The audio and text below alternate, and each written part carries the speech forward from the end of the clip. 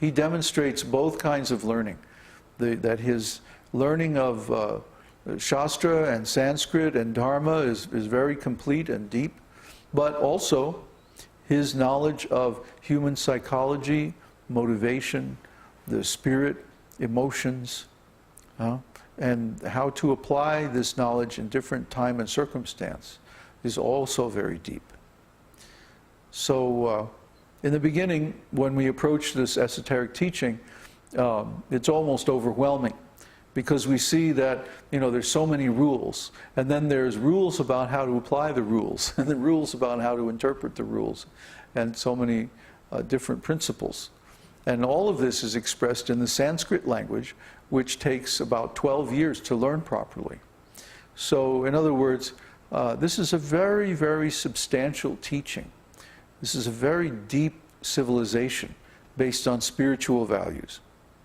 And we should be very respectful and not expect that within 6 months or a year we're going to learn the whole thing and be expert. No, no. It's just not possible.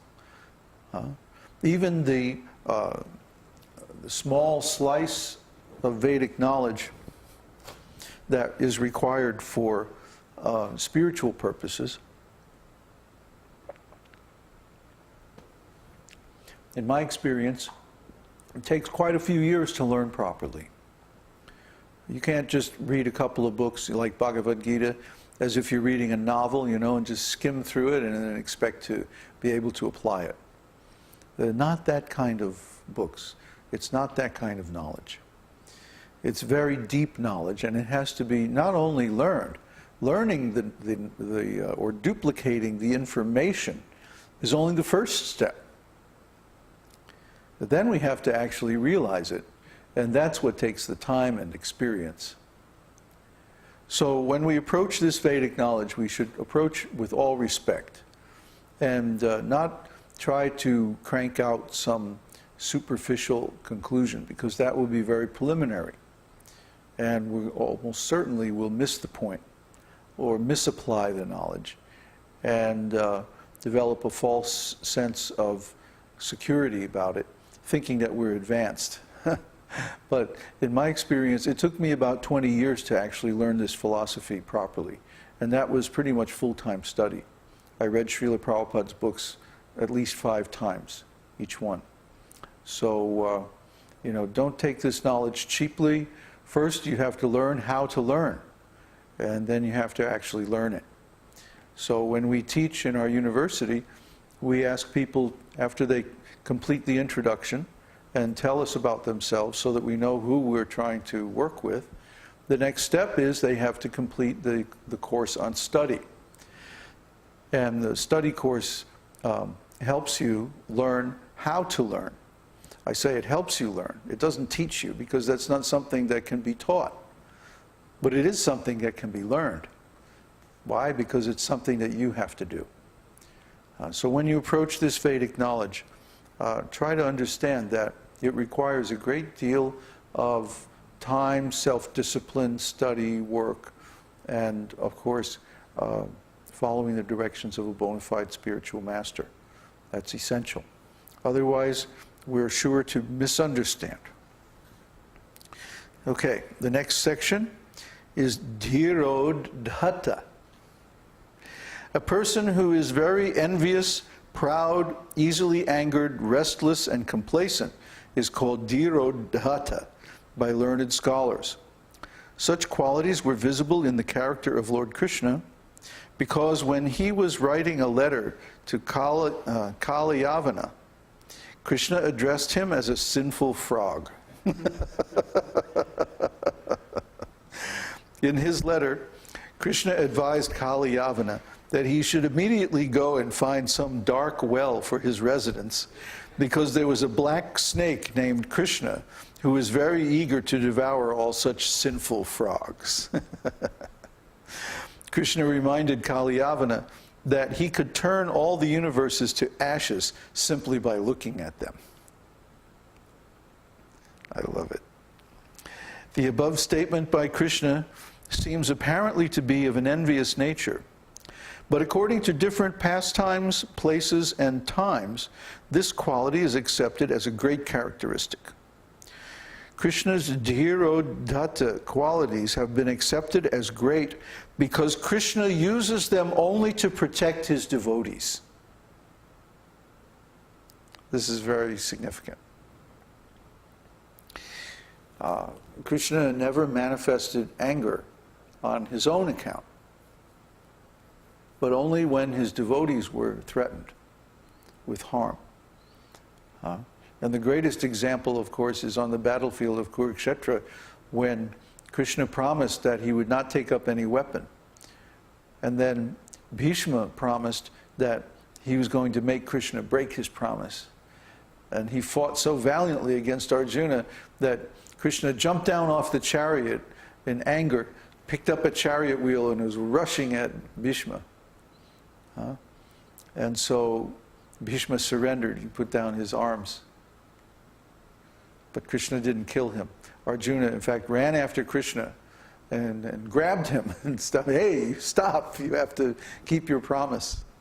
Like that. So this is a great example of Krishna's anger towards someone, or actually another devotee, to save his devotee. Krishna, what is that? In other words, even undesirable traits may also be used in the exchange of devotional service. Sometimes Bhima, the second brother of the Pandavas, is also described as dhirodatta. Once, while fighting with a demon who was appearing as a deer, Krishna challenged him in this way: "I have come before you as a great elephant named Krishna. You must leave the battlefield, accepting defeat, or else death is awaiting you."